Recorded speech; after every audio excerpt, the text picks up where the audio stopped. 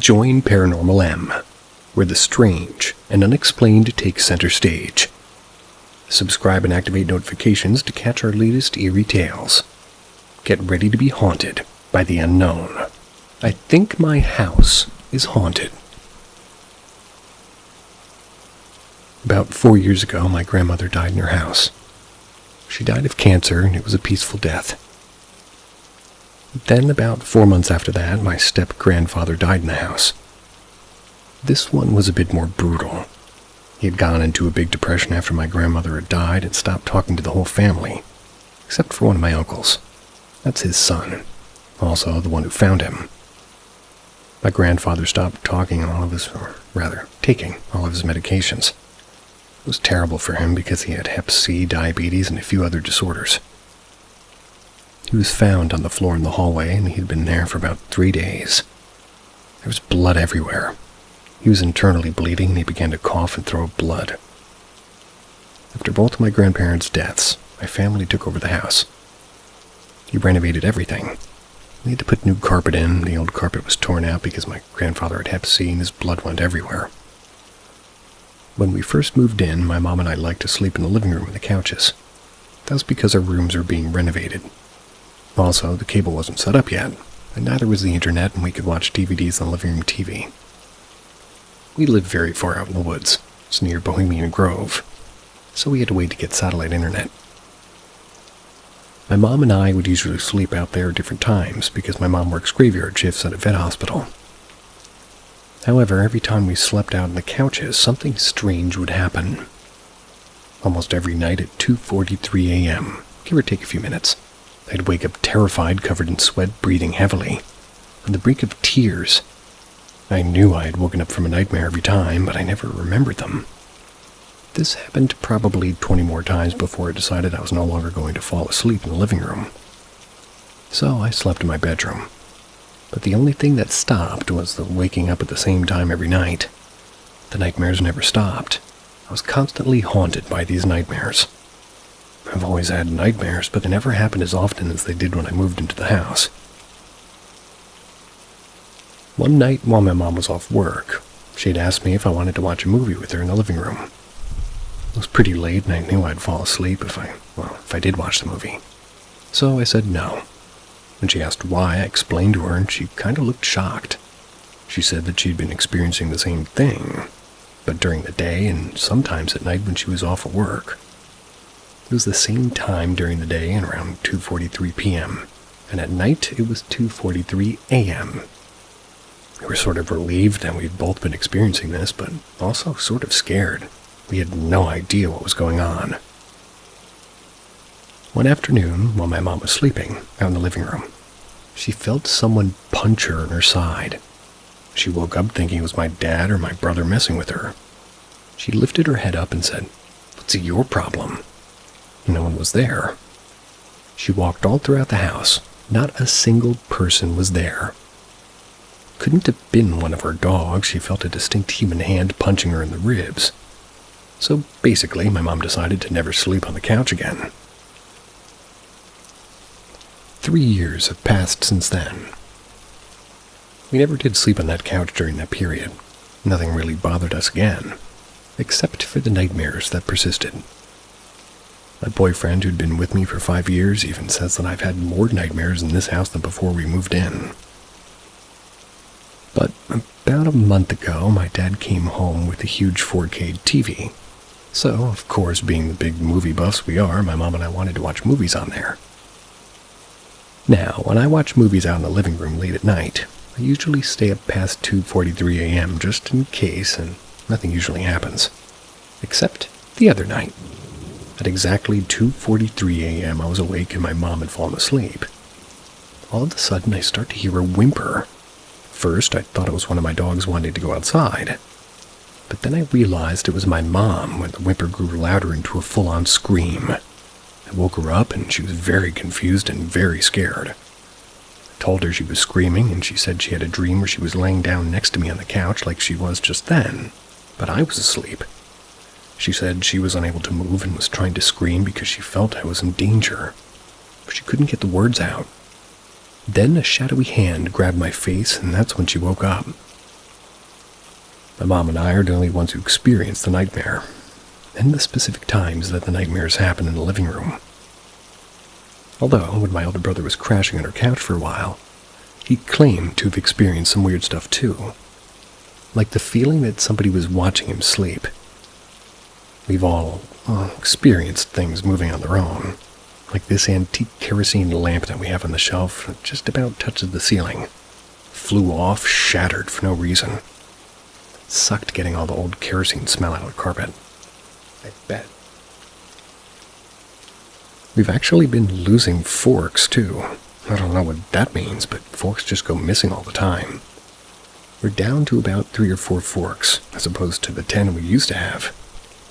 Our TVs turn off at random times without anybody touching the remote, and we used to have a warranty to get a new TV, and the new TV still does the same thing.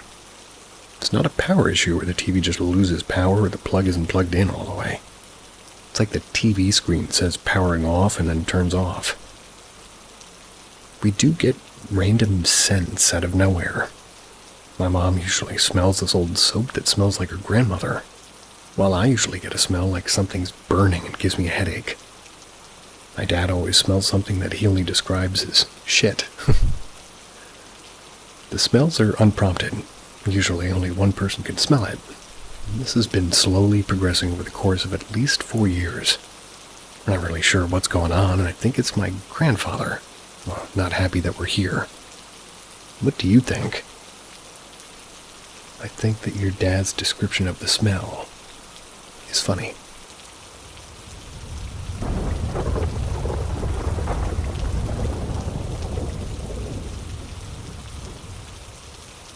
Attempted break-in or something else. This happened about 7 years ago when I was 13 or 14. I was in my old house in California. It was probably around 1 a.m. I was sitting on the couch watching TV late at night alone in my living room. There was a big window next to the couch that was about 5 feet off of the ground outside.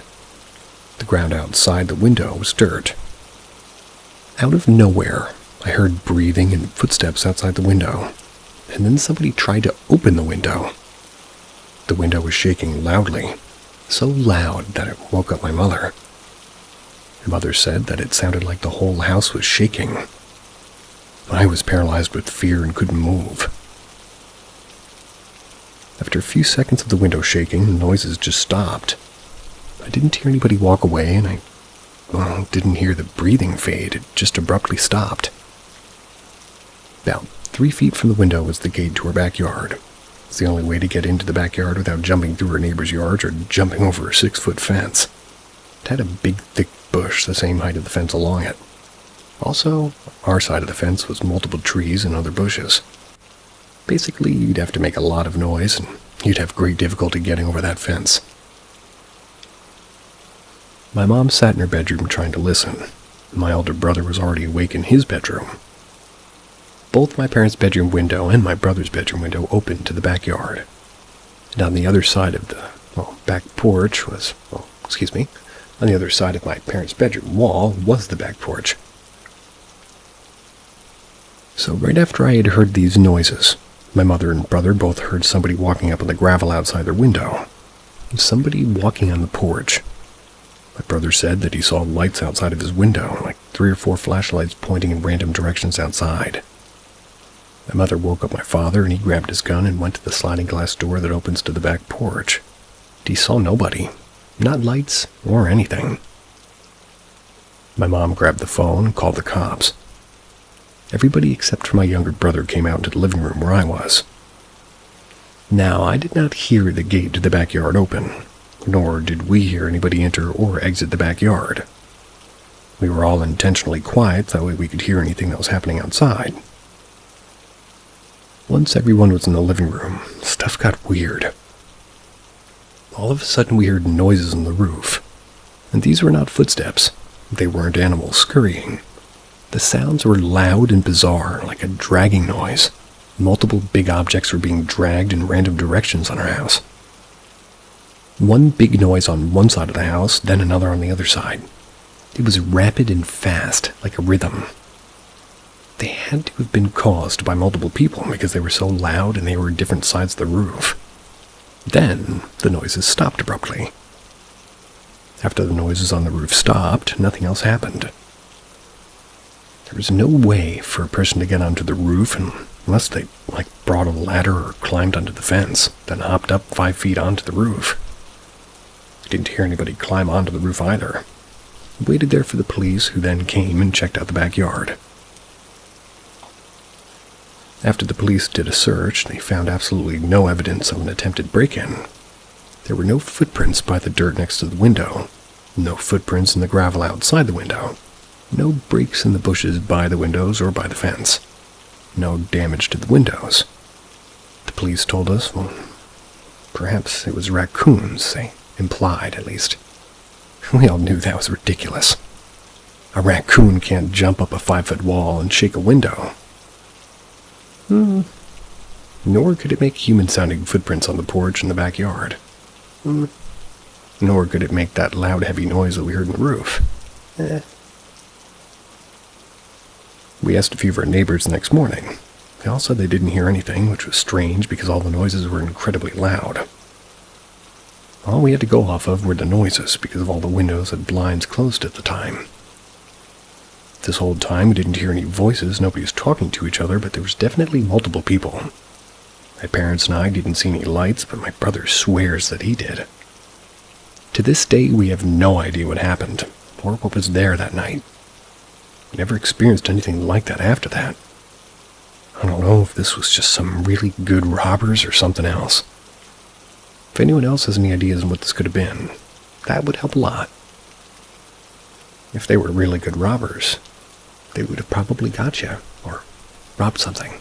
But, gotta say, could be a raccoon. They're fat.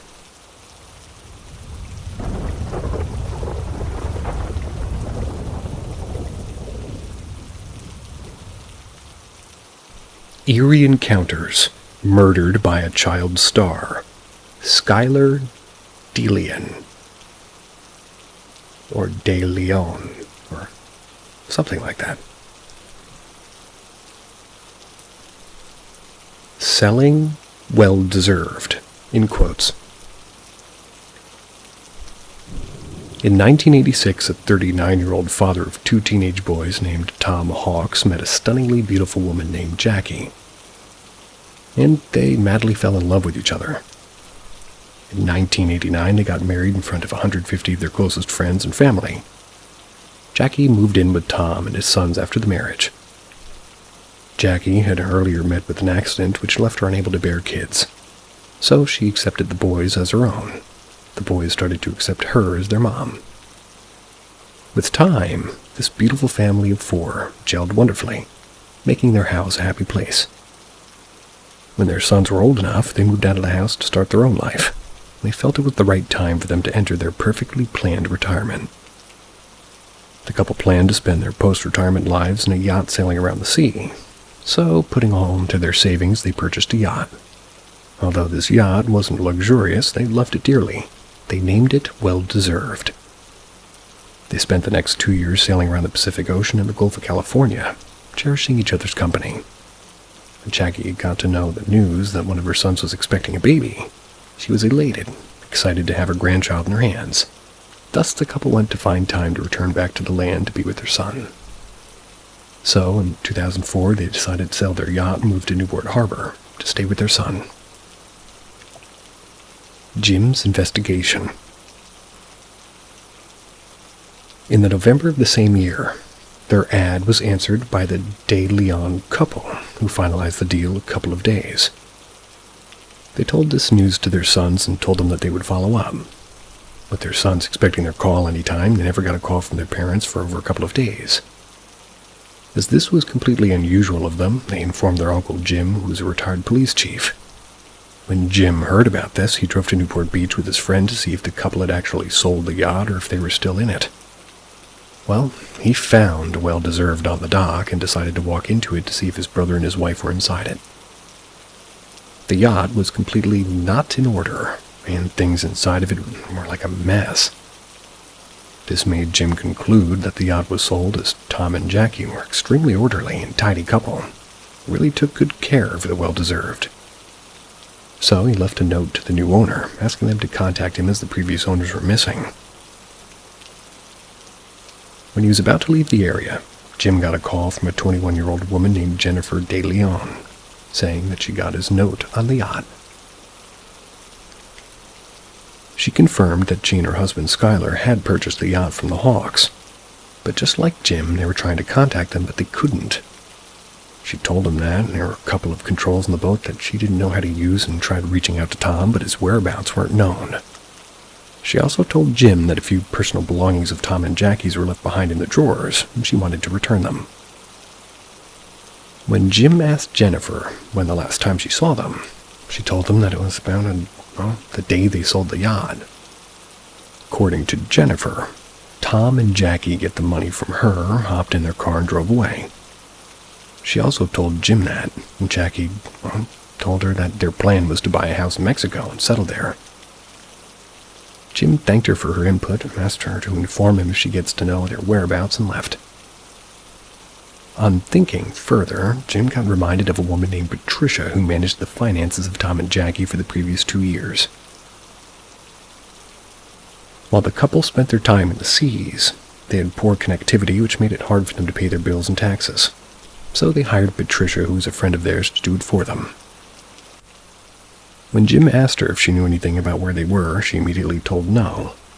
Jim asked her to check if a big sum of money was recently deposited into their account. She told him nothing of that sort had happened. This actually confused both Jim and Patricia, as they couldn't find a reason for Tom and Jackie not depositing $500,000 in their bank account. Sensing something was off, Jim called the Newport Beach police and officially reported Tom and Jackie missing. Primary investigation. Initial investigations revealed that Skylar De Leon was, who purchased the yacht from them. They were already convicted of armed robbery. They grew suspicious of him. They called him over for an investigation and questioned him.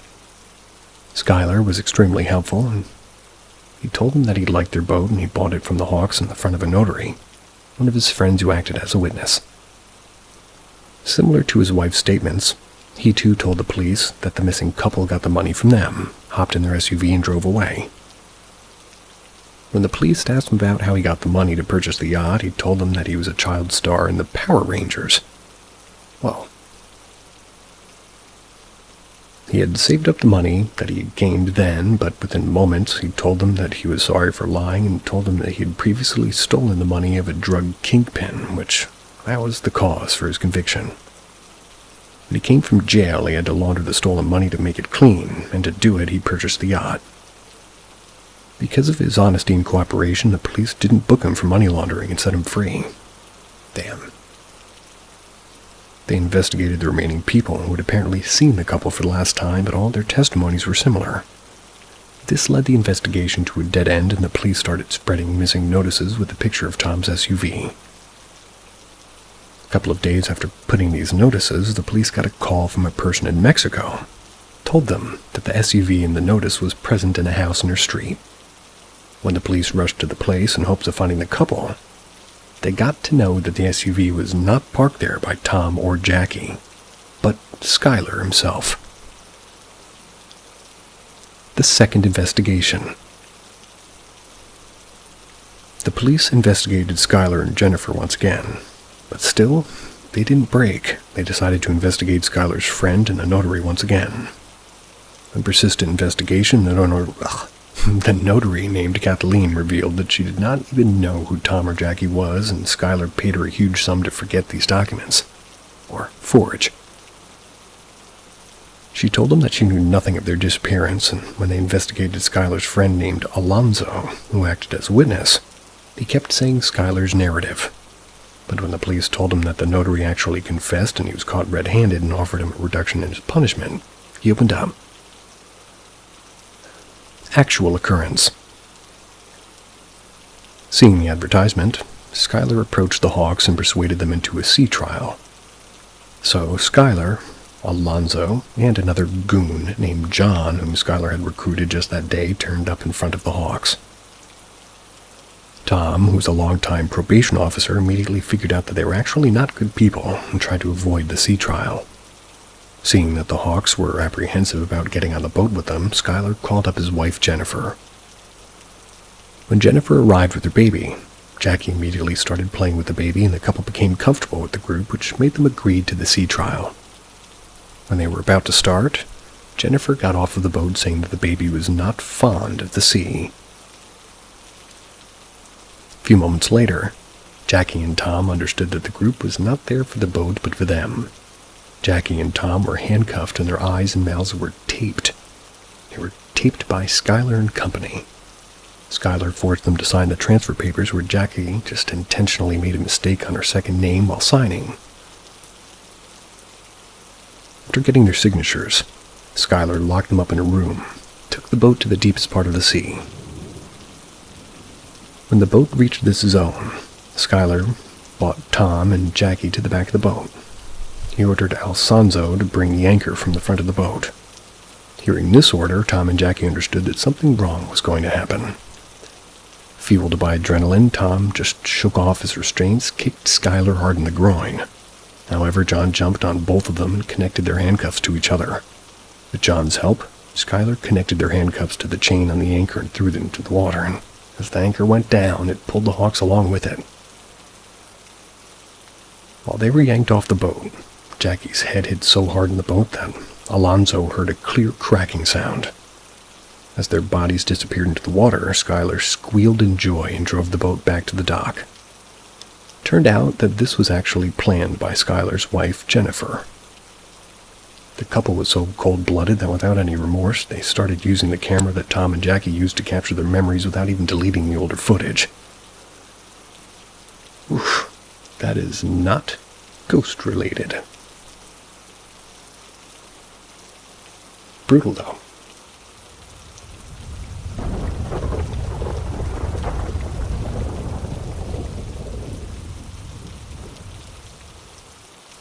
The Hinterkaifeck farmhouse murders. In the 1920s, there was a farmstead. It was called Hinterkaifeck Farm. It was located in the southern part of Germany. Present in a very rural and isolated forested area. It was occupied by the Gruber family made up of Andreas, his wife Kazilia, his daughter Victoria, and Victoria's 2 children, and their live-in maid. The maid leaves. In the winter of 1921, strange things started happening around the property, with the first event being noticed by the live-in maid. One day, while she was cleaning the house, she started hearing tapping sounds from the walls, as if she walked towards a nearby wall to check if somebody was actually tapping on it. She understood that the tapping was not from the other side of the wall, but from within the wall. As she kept focusing on the sound, she started hearing a combination of footsteps and disembodied voices from the attic. She immediately ran to the Andreas and told him that something was there in that attic. Although skeptical, Andreas walked into the attic to check if it was his maid. Or rather, to check if what his maid told him was true. He found no one. And in fact, the attic was so clean that it was impossible for a human being to have been there previously. The absence of hiding spots in the attic eliminated the possibility of an intruder hiding inside, so for the next few weeks it became a routine where the maid was waking up from her sleep because of these sounds in the attic and tapping within the walls and telling Andreas that somebody was in the attic, only for him to rush to the attic and find no one. With Andreas getting frustrated over time, the maid felt she had gone through enough and quit her job cleaning that house, and that it was haunted. Increased strangeness. She had been with the family for so long that the family felt as if they were handicapped. A few days after the maid quit, Andreas started hearing the strange sounds from the attic and the tapping within the walls. But now he found himself on the other side of the glass, and his family was not believing him. However, even they started hearing these sounds with time, and the family started searching around the property for an intruder. As days passed, whatever was causing these sounds started to turn violent. Random things in the house started to go missing, with the house keys being the most common. With just 2 sets of house keys, them going missing only to reappear later in a completely random spot turned out to be a hassle for the family. One night, one of Andreas's grandchildren suddenly went missing. Family searched the entire property, and since no traces of her were found inside the property, they headed into a close-by forest in search of her. Despite clearing through the forest for a very long time, the kids were nowhere to be seen. When they returned to their house to call the police, they found the kid right next to the house. She looked completely lost and constantly told them that she didn't know how or why she moved to that place.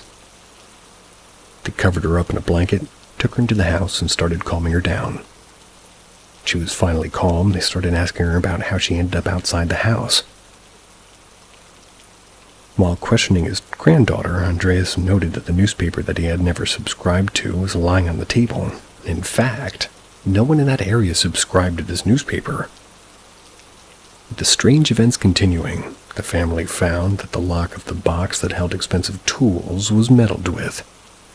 The lock had deep cut marks that suggested that somebody had tried to hack it off but failed in their attempt. However, the family were not able to understand how they weren't able to hear somebody trying to cut through this lock.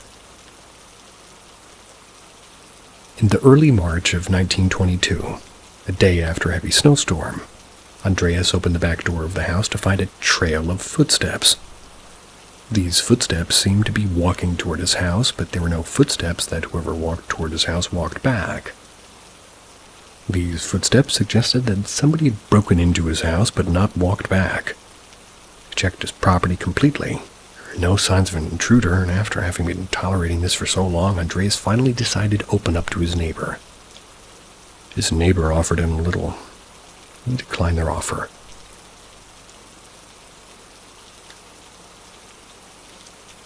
Bodies found. On the 4th of March, 1922, a repairman turned out in front of the house of Gruber's as they had booked an appointment. But despite knocking on the door multiple times, nobody had opened the door. As the dogs were barking, he was able to hear the sound of appliances running. He thought that the family was inside the house and walked toward one of the windows in hopes of catching the family's attention. But even then, no one showed up. After circling the house and not getting any attention from the Grubers, he decided to finish off the work he was called for. Once he was done, he headed to the back of the house, and he was hoping it wasn't locked, but it was locked as well. Surprised by the oddity, he went to the house of Andreas' neighbor, told them what he saw, asked them to inform him if they had heard anything from the family, and left. The neighbor decided to check out the Grubers later that day. They went to their house. Similar to the repairman, they found the house locked. As they walked around the house hoping to see a family member, they found that the barn was open. They walked into the barn, calling out Andreas' name.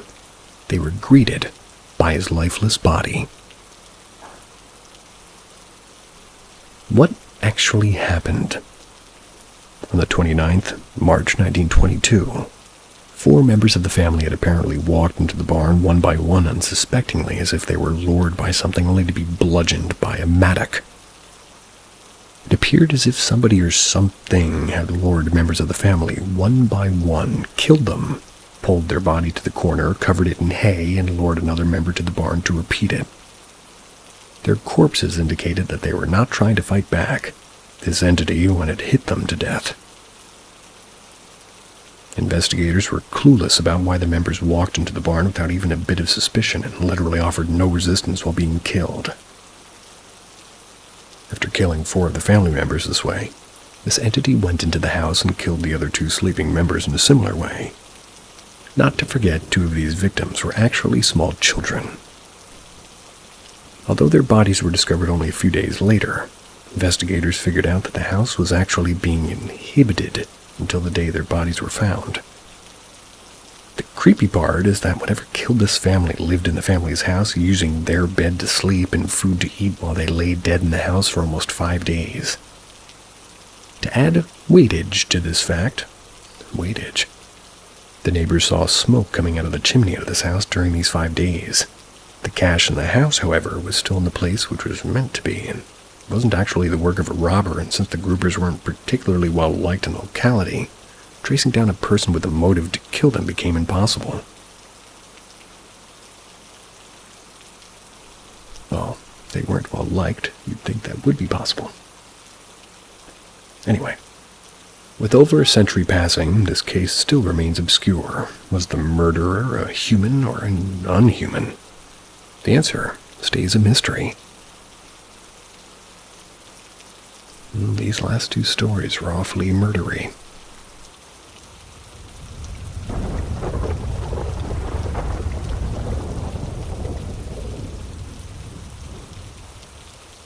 Stalked by a creature with 14-inch long footprints. Two high school sweethearts named Keith and Diane grew up in a small rural town in Ohio. They ended up getting married.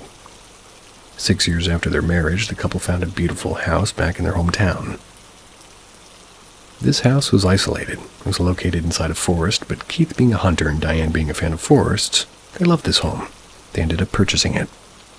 So Keith, Diane, and their 4-year-old daughter Raven moved into the house in the woods. Diane stalked for the first time. Keith was a welder during the day. He attended night school to prepare for an apprenticeship program. He was not at home during the weeknights, which meant that Diane and Raven were alone at home during the weeknights. The first couple of weeks went completely normal, with Diane getting used to being alone in the house, but she used to hear occasional scampering around the house. Like every time she would hear the sound, she used to peek out of the window to see what was causing the sound. She would find nothing relevant. She just thought it was a small animal that was loitering around and didn't really pay much attention to it. One night when Diane was doing the dishes after putting Raven to sleep, she heard the scampering sound. And, just as always, she put her head near the window and peeked through its pane. As she peeked through the window, she noticed two golden eyes staring at her. She immediately concluded that these were the eyes of a dog that was roaming around on their property. They decided to deal with it the next day. Once she was done with the dishes, she started cleaning the living room. While cleaning, she decided to see if the dog was still around, and she peeked through a window in the living room. This time, she found nothing unusual, but while she was about to pull back her head, she saw the same golden eyes staring back, which startled her. She fell back, and these eyes appeared to be those of a much taller being. Well, because of the internal reflection, she wasn't able to see clearly through the window unless she placed her head literally onto it. So she thought she was making stuff up and continued cleaning. While cleaning, she convinced herself, thinking that even if those eyes were real, it could have been of a tall dog. She again decided to see if this tall dog left their property, walked toward the nearest window, which was nothing but the same kitchen window, and peeked through it. As she kept staring at the tree line, which was almost 20 feet away, a human head with golden eyes slowly appeared in front of her, staring at her throughout. She immediately separated herself from the window, and at that exact moment she started hearing the sound of a vehicle in the driveway. As she sat down on the floor in fear, Keith opened the door. She told everything that happened until then to him and rushed out of the house to see what scared his wife.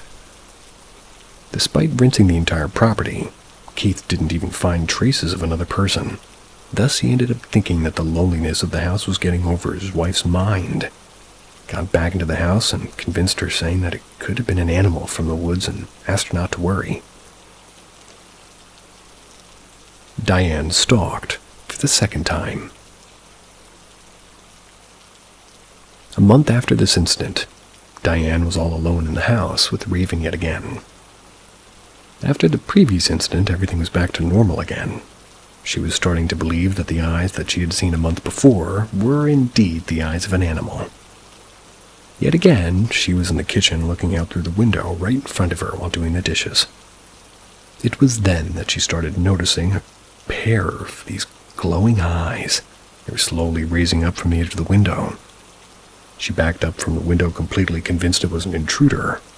Instinctively, she ran around the house, turning off all the lights to keep herself hidden. After turning off all the other lights, she finally turned off the living room lights. When she turned the lights off and the internal reflections disappeared, she noticed a tall figure with glowing eyes standing right in front of a window before her. Seeing this figure, she immediately called 911, but by the time the police arrived, this figure had already disappeared. The police went around the house checking for traces, and Keith entered the gates of the property. Despite knowing it was wrong, he shouted at Diane for calling the cops. Even the cops confirmed that they found no traces of anyone on the property, and they left their house asking Diane to call them again if anything else happens. 4 months later, Keith and Diane had already moved on from the previous incidents. Nothing abnormal had really followed. One day, Keith woke up early in the morning and decided to get donuts for the family before they woke up. That's pretty cool. So, he stepped out of the house, got into his car, turned it on idle for a few minutes as the night was very cold. Leaving the car on idle, he started adjusting the rearview mirror. While adjusting, he noticed somebody standing on the back of his car. He immediately got out of the car and started searching for the stranger all around the place. It was now he found himself in Diane's shoes. He found no one. However, he found traces all around the house, but they both started from and ended in his own house. A cabin in the woods. Still continuing. Despite all of this, Keith's instinct told him that the intruder should have fled into the woods. So, he called his friend Dennis, told him about the things happening at his property, asked him to accompany him into the woods, to which he agreed. As soon as Dennis arrived, he picked up his hunting gun and ventured into the woods in search of this intruder with Dennis. A few moments into the woods, Keith found the footprints of this intruder. It was 14-inch long. This intruder was a bipedal creature with long legs. While following these 14-inch long footsteps, they started getting a strange feeling of being followed. Despite its creepiness, they continued following the traces and it led them to a cabin. They immediately started shouting near the cabin, asking the intruder to come out and face them. Since they didn't get a response, they decided to visit this cabin later with the cops. So they walked out of the woods into a nearby road and called Keith's dad to pick them up. As soon as he arrived at the spot, Keith's dad asked them what they were doing in the middle of the road with guns. They in turn told him about the events that preceded. The moment they told him about the cabin in the woods, he said to them that he knew to whom it belonged. He told them that the owner of this cabin worked in a nearby tire shop, and hearing this, Keith drove the car directly to the tire shop. To not let the intruder know that they knew his identity, they went to his shop disguised themselves as customers in need of tire service. They figured out the person who serviced their tire was indeed the intruder. This person was an old man who was extremely tall, well-built frame, and his name was George. However, Keith knew that the cops would not believe him because of George's old age. So, he decided to go back home, capture George the next time he stalked his house, and then call the cops, but his property was never revisited by this intruder. The final reveal. 3 months later, Dennis called Keith and told him that George had passed away. He also told him that this was the right time for them to know what was in the cabin, and even Keith felt the same way. So, Dennis picked Keith up from his home and the duo headed to the cabin. On their way, they found a cop's car parked on the road. Luckily, this cop was Dennis's friend, and he took them to George's cabin, saying that the cabin had a high degree of weirdness. Once inside the cabin, Keith noted that the cabin looked like it was used by a primitive man. But the creepy zone of the cabin was located behind a large screen. The area near the screen was filled with stench of dog piss, and behind this screen was a large cell made of thick sheets of steel. This huge metal cage had fresh and old claw marks all over it, and on its farthest wall were cuffs for hands and feet made of thick metal. Orientation of these cuffs suggested that whatever was held in this cell was bipedal and huge. Keith instinctively felt that this unknown creature was one of the ones behind the intrusion of his house. Strangely, Keith never felt stalked after George's death. Pictures, please.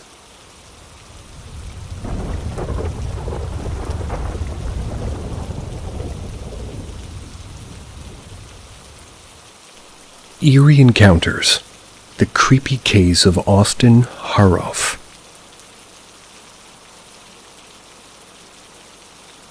Gonna take a second whack at that. Early life of Austin Harrouff. Yeah. Austin Harrouff was born December 21st, 1996. He was born to a dentist and a pharmacist. In 2010, when Austin was 13 years old, his parents suddenly got divorced. That was the same year.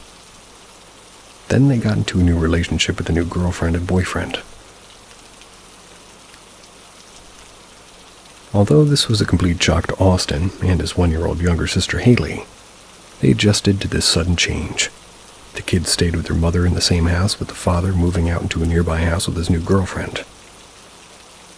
About a year after this event, Austin entered high school and he immediately made a mark. He was excelling in education, and because of his big athletic build, he was engaged in rough physical sports. Despite his size and willingness for rough sports, Austin was never an aggressive guy. He enjoyed helping people. After high school, was accepted into Florida State University's 4-year pre-med program, just as he wanted. At the end of that summer, packed all of his stuff and moved into the university dorm to live his life that he had dreamed of. Behavioral changes.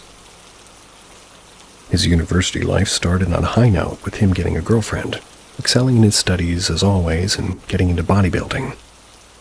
He managed to establish a decent social media following as he made content regarding fitness and bodybuilding on it. Despite so much working well, he was constantly angry at himself for not making friends. He thought he was very shy and people didn't like him. This pushed him into drug abuse, and he abused them so much that he started questioning his own sanity. The next summer, Austin returned home from his vacation, and the family immediately noticed that something was wrong with his behavior. He shifted his bed to the hall, and saying that his bedroom was filled with demons. He also marched around the house at night, knocking on the doors loudly, saying that he was protecting them from demons. His family strongly believed that these behavioral changes were because of his drug abuse, and with their best efforts prevented him from using them again. It appeared as if all their efforts were pretty much useless. Austin's behavior never did change. So they decided to use something called the Baker Act, whose guidelines are as follows. However, before they could use it, something tragic happened. Road to tragedy. On the morning of August 15th, Austin turned up in front of his best friend's house. When he opened the door with excitement, Austin asked him what the year of his birth was. When he told 1996, he walked away. Austin's friend was confused by this and called him in a couple of minutes to check if he was okay. Austin was completely fine while he spoke to him on the call, but the duo decided to meet Austin's sister and all their other friends. The place decided as their meetup spot was a nearby beach. While they were almost at the beach, Austin told them that he had some work at the house, promised to turn back up soon, and left them. In a few minutes, Austin turned back just as promised, but in a strange outfit. Under the scorching heat of the sun, Austin was wearing a thick jersey with woolen sweatpants. He was also wearing 2 wristwatches with a pair of sunglasses. His friends immediately started ridiculing him for the strange outfit, and within a few moments he warned to kill them on a serious note. His friends grew frightened, and they stopped ridiculing him at once. This incident greatly cut short the time he spent with his friends, and Austin, his friends, and his sister decided to leave the beach and join Austin's father and his girlfriend for a meal in a nearby restaurant. On their way to the restaurant, Austin told his sister that he was an immortal, half-human, half-horse. Alrighty then. To prove his immortality, he started intentionally walking into the road to get hit by a car. His sister pulled him back on the pavement and walked between him and the road until they reached the restaurant. Once at the restaurant, the trio met Austin's father and his girlfriend, and the group occupied a table at the farthest end of the restaurant. Austin told them that he had a huge urge to use the washroom and left the table. After returning in a few moments, he left them again, but this time he walked directly into the restaurant onto the rather only to return 30 minutes later in a completely different clothing with oil stains all over him. During those 30 minutes, he was back at his house drinking vegetable oil and eating Parmesan cheese. His mother ordered him to stop. Good job, Mom. And thus he changed his clothes and returned to the restaurant. Okay. His father was visibly angry because of his behavior and told something rude to him. Austin lost his cool hearing this and pinned his father to the wall. After a few moments, he let go of his father and walked out of the restaurant. His friend closely followed him, but it appeared as if Austin had disappeared into thin air. His father understood that in his current state, Austin was a threat to society. They informed the police right away. The tragedy. 4 miles away, a 50-year-old woman was watching TV inside her open garage. She was waiting for her husband, John, who had taken their dogs for a walk, to return. Michelle and John had been married for almost 20 years. They were enjoying their retirement. This doesn't sound good. The couple were well liked by their neighbors, who often visited their house. One of Michelle's neighbors, named Jeff, was relaxing in his house when he heard Michelle scream at the top of her voice. He rushed out of his house to see what was wrong. When he entered her property, he noticed that Austin was braking Michelle's car right in front of her eyes. Once he was done with the car, he threw Michelle on the ground and started pounding her with his fists. Jeff, who was a well-built guy, ran toward Michelle to save her. When he saw Jeff come near him, Austin separated himself from Michelle and warned him not to step closer. When Jeff kept coming despite his warning, he punched him hard in the head, but Jeff didn't succumb to it. He threw Austin as hard as he could on the ground, hoping to knock him out. With Austin down, Jeff was assessing the situation around him when he felt a blinding pain on the side he was punched. When he looked around, he noticed that he was bleeding profusely. Austin had a knife in his hand, and he had punched him, and that single blow had caused a 5-puncture wound on Jeff. With Austin back up on his feet, Jeff ran to Michelle's house and locked himself up. Then he called 911, told the police about Austin, and waited for them to arrive, hoping that John returns and saves his wife. A few minutes later, Jeff heard Austin walk down the street grunting like an animal, followed by the screams of a person. When the police arrived, they found John pinned down on the floor by Austin. Austin held Jeff's neck with his hand while pinning him down, sitting on his chest. His right hand was inside Jeff's mouth, pulling his cheek out as much as he could, and like he was feeding on Jeff's stretched cheek. Ugh. One of the police officers tried tasing Austin, but it didn't seem to affect him at all. Another officer kept kicking Austin's face, but every time he was kicked, Austin got back from the floor and went back to John to eat his cheek without harming the police. The canine units, they were set loose to pull away from John, but despite the dogs tearing flesh from his arms, he never stopped. Finally, after the combined effort of an officer and a dog, Austin was knocked out for a short period. However, it took the strength of 3 police officers to restrain him. By the time Austin was restrained, Michelle and John were already dried, and within a few moments, Austin fell unconscious. He was in a coma for 12 days, and he had drunk some highly poisonous liquid from the couple's garage, thinking it was alcohol. There were no traces of drugs in his blood except marijuana, which was very less. This means that Austin was sober when he committed the grotesque crime. When Austin got out of the coma, he revealed the motive behind his deeds. Austin Harrouff's confession. He told the police that when he exited the restaurant, he saw a dark figure with a white face staring at him. This figure kept chasing him as he kept running away from it. He eventually reached Michelle's house. He approached her to seek refuge, but it was then that he figured out that Michelle was a witch. So he killed her.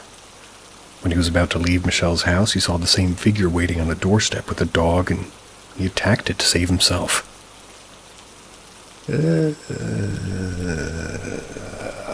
These are weird ones today.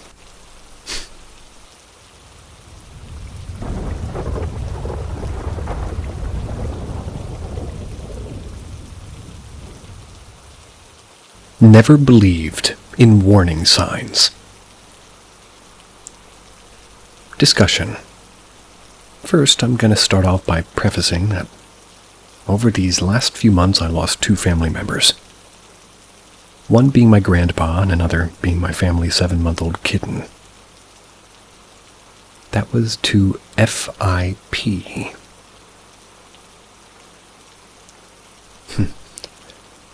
I don't know what that is. After the kitten's death, my sister decided to adopt another from the shelter. She was a sweet girl, and we had her for about a month and a half until today. Today I got home from school, and I'm the first to come home out of everybody in my family. The way my room is placed is that I'm at the end of a hall, so I see into my parents' bedroom. I had a friend over at this time, so we were just hanging out, and my door opened. I have another cat, and that one's about 1.5 years old, and they usually just play together. So when I heard meows from the other room, I wasn't alarmed. However, when I looked, I saw a light was suddenly on in my parents' bedroom. I slightly panicked since I knew I couldn't have somebody over, so I immediately went to check on the source. All I saw was the lamp on my parents' headboard on and my older cat sitting by the bed. I shrugged it off, thinking it was just her meowing. Maybe the light just wasn't turned off all the way, although it's the type that twists on and off. So I turned the light off and bring my older cat to my room. I heard nothing else from my parents' bedroom. My friend left shortly after, and a few minutes after, my mom came home and she's yelling for me, saying something's happening. So I rush over to help. I hear the kitten crying for help under the bed, so I grab her and she's foaming at the mouth. Never been in a situation like this, so my first response was she's choking. Call the vet in a frenzy and they tell me to bring her over. I later find out that she was seizing, but she died in my arms when I was halfway to the vet. After we arrived back home, I'm telling my mom about the story about how I thought she was home earlier. With the light being on. She looked a bit confused, questioning about which light it was, and I explained it was the light on her side of the headboard. She just stares at me blankly. That light has been dead for months.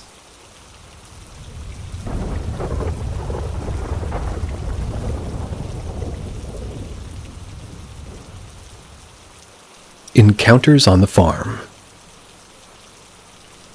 My grandma and grandpa live in a farm in the rural Midwest. My grandpa was actually born on the farm, and so was his father before him. The land has been in our family for well over 100 years. Over the past 10 or 15 years, our family's had various experiences at the farm that are hard to explain. First, I should explain that the homestead portion of the farm has 2 houses on it, along with the barn, the machine shed, and all the newer, smaller house was built by my grandpa when he married my grandma and they raised their family there. Probably 25 yards away from that house is the bigger, older house. This house is where my grandpa was born and grew up, as well as my great-grandpa, Corwin. My mom recalls, taking dinner over to her grandparents each evening, especially after my great-grandpa passed away and my great-grandpa Corwin was living on his own. Corwin was one of the kindest people I've ever known. He always wanted to take time to talk to people and remember, and he'd always wanted to have those wafer cookies. He was an active man and lived at the farm until he was in his 90s. Eventually, he moved to a nursing home in a nearby town for a few years until he passed away at the age of 94. Shortly after he passed away, my grandpa thought they'd heard his dad, Corwin, yelling his name. I recently read that this is a common phenomenon after a loved one passes away. My grandpa also reported seeing lights on the old house. One of my uncles lived in the old house for a short time after Corwin died. He's a highly skeptical person, but admits that he often heard strange noises, and was once awoken by a loud bang. He was so startled that he actually grabbed his pistol and went to investigate. He found his basketball had fallen to the floor from its usual place in a deep shelf. He wrote it off at the time, but admits that sometimes he wonders if it was his grandpa saying hello. The most startling encounters were had by my grandma and another uncle of mine. My great-grandpa Corwin loved to roam the farm and check on things. He did this until he moved to the nursing home. Can't remember the number of times I remember watching him walking around the grounds with his cane in one hand and the handkerchief in the other. On separate occasions, they both saw a man in overalls and a flannel shirt, a very farmer outfit. They were walking around outside at night. They were both frightened when they saw him and initially didn't tell anyone about it. Eventually, my uncle mentioned it to my grandparents, and my grandma was shocked to hear he had a similar encounter to hers. She shared her story with him, and they agreed that it was probably Corwin. They were confused about why the encounters were scary if it was Corwin, but chalked it up to being surprised at night. I've done some exploring of the house, and sort of is increasingly dangerous inside, I think. I placed a recorder inside and left it there for 24 hours a couple of years ago. Never got around to reviewing whether it captured anything. I think partially out of fear of what I might hear. Somewhat comforting to hear that it's just my great-grandpa Corwin chilling on the farm, the only home he ever knew.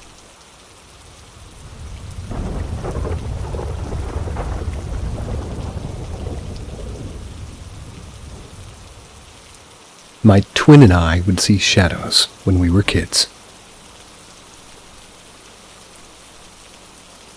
My brother and I are identical twins. We've experienced our share of strange things throughout our lives, but for some reason this always slips my mind. Probably because we were so young. This was an almost daily occurrence from about 4 years old to about 9 maybe. Anyway, when we were younger, we basically used to see shadow people running by the corner of our eyes. All the time. It's crazy because I never thought I'd write about it because it doesn't really bother me. And I do believe in another possible dimension. I believe if you don't, you're naive. What I'm saying is I'm looking for answers per se, or rather not, I'm just sharing my peculiar story. We grew up as Christians. So every time my brother and I would tell our mother that we saw a shadow, she would remind us that if it didn't scare us, it was a good spirit. If it scared us, we should rebuke it in the name of Christ. What I find so funny about this is that I remember my mother reminding us this all the time. Our mother had actually come up with an elaborate reasoning behind us seeing dark figures running by. Poor woman. It actually became so frequent as a child I could remember that and I just hated to look at certain darker areas and places.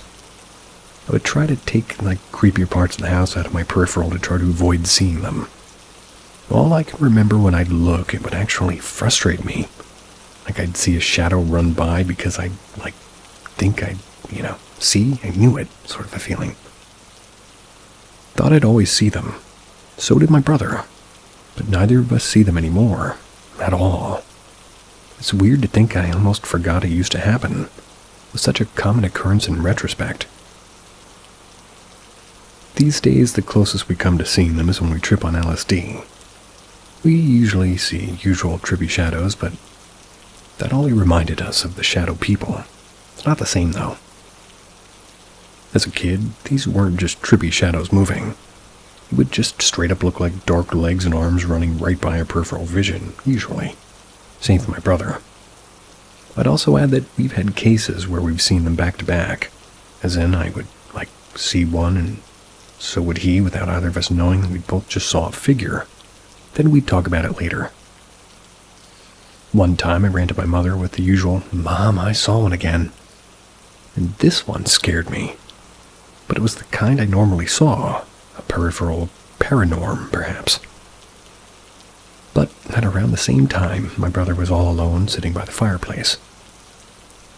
He had no clue I'd just seen one, he was telling her mother. He just felt uneasy and that he remembers looking to his left and seeing a huge shadow, sitting as if it were next to him. He remembers thinking, "That's just my shadow from the fire." He moved his torso down and the shadow went the opposite way. Got a little bit freaked out and lifted its back to go the other way, and from what he said, the shadow didn't move. He just noped and sprinted to my mother. I never disregarded his story, simply because I used to deal with the same thing, and also because he ran to my mother and told her what happened moments after I told her I'd just seen one at a separate section of the house. Again, poor mother. Anyway, sorry for the long story. As an adult, I remember bringing this up to our mother and asking if she remembers us doing this. She got wide-eyed and said, "Yeah, that shit was scary." And it was hilarious hearing her tell me as an adult that she was terrified and all that good spirit, bad spirit stuff was horseshit. She just didn't know what else to tell her creepy twins. Or creeped out twins, I would imagine you meant. But I'll stick with what you said.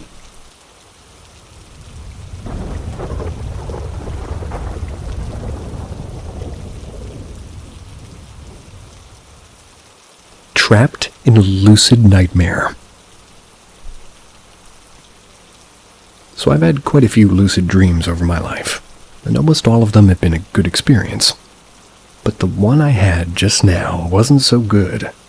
In fact, it was terrifying. So I woke up in my room as I normally do. I do this in all my lucid dreams. But this time I was in some dark, twisted reality and everything was just really fucked up. I instantly knew I was dreaming, but I decided to still check anyways. So I started counting my fingers, and as soon as I finished, my hands disappeared and they didn't come back. My body was also moving really slowly, as if it was like I was really sick and old. It was a horrible feeling. So anyway, I decided I'd had enough and tried waking myself up by closing my eyes and tensing my body. This technique worked in my other lucid dreams, but this time it didn't work, and I was stuck. I started to panic a bit and started pacing up and down my room. I even threw myself down the stairs, but that also didn't work. Really. At this point, I just got fed up and went back to bed, tried to sleep it off, but something was next to me. I didn't know what it was and was too scared to confront it. And then this thing climbed on top of me and was sitting on my back. It felt really small, kind of like a small animal or child. It was really heavy, and somehow I managed to get myself out and paced out of my room. Tried throwing myself down the stairs again, but still couldn't wake up. At this point, I didn't know how much time had passed, but it felt like hours. I started thinking to myself, what if this isn't a dream and that I actually died in my sleep and I woke up in some fucked up alternate reality? Then I noticed there were some new doors in my room. They led to different rooms and long corridors. But the doors had an eerie feeling about them. I didn't want to explore them. Towards the end, I started to choke on something. I think it was my own spit, but it was really irritating. I tried clearing my throat, but it just made it worse. The weird thing was that I could still breathe properly and I was choking at the same time. It was such an uncomfortable feeling. I started to worry I might actually be choking in real life. I even tried to go on the subreddit and ask for help, but my phone didn't want to turn on. Some time passed and I eventually woke up. Turns out I was choking on my spit. As of right now, it's 2 a.m. and I'm too shook to go back to sleep as I might get it again. Anybody else know what I just experienced? Or has anything, similar happened to them? Really appreciate it if somebody would explain it to me.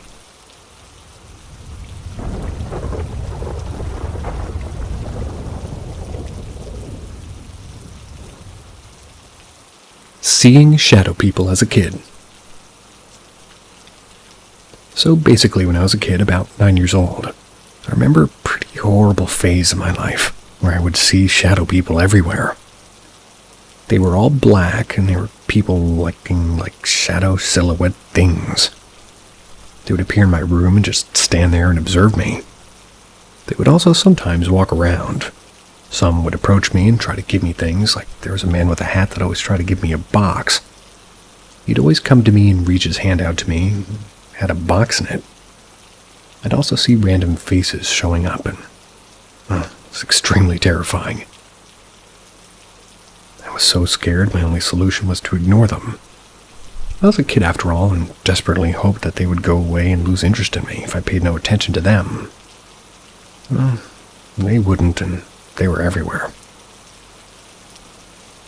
I'd reached a point where I was basically at my mom's side at all times when she was home. When she wasn't, I'd hide in my room under my blanket all day and wait it out. Can't remember how long exactly I was seeing those creatures, but to me it felt like a never-ending nightmare at all the times. I did tell my mom about it, but at first she brushed it off, said I was just imagining things or trolling her. but it became more and more obvious that it wasn't the case. She came up with the idea that they were spirits, and that honestly just scared me even more. Spirits watching me? Hell no. What do they want? She got hooked on that thought of me being blessed with the gift of seeing spirits. So she sent me to the ladies she found online. That doesn't sound good. This lady claimed to be able to do the same. I was so scared I just wanted them gone, no matter at what price. I told her I wanted to be normal again, and she said that she could perform a ritual to make me not able to see them anymore. She laid me down and spoke some words I can barely remember now. After the ritual, I was actually not seeing them any longer. At the time, I was just so happy they were gone. Forced myself to never think of them again. She told me not to think of this anymore, as they might see it as a sign to come back to me. But after this, 2 big black dots started appearing on the walls of my room. One was just over my bed and the other on the other side of the wall. Same exact place. Wasn't mold, just unidentified black coloration. We'd paint over them and they'd be back the next day, and I got scared again, so my mom decided to give another room. And I switched rooms, they stopped appearing. For years I brushed it off, ignoring it and pushing it away. It was just too scary for me to deal with. But lately I've been wondering about what happened back then a lot. I just don't understand it. Can't find anything online similar to what I've experienced. I'm an atheist, and I believe in science. Yet I have no possible explanation for this occurrence. Other than that, I really wonder if I might be sick somehow. But the wall, what about the wall? Ever since that ritual was performed, I never saw anything like it again. I just can't comprehend why and how. I wrote this with the hope of maybe finding somebody that went through something similar, willing to share their experience with me. Or just general opinions on what this all could have been about.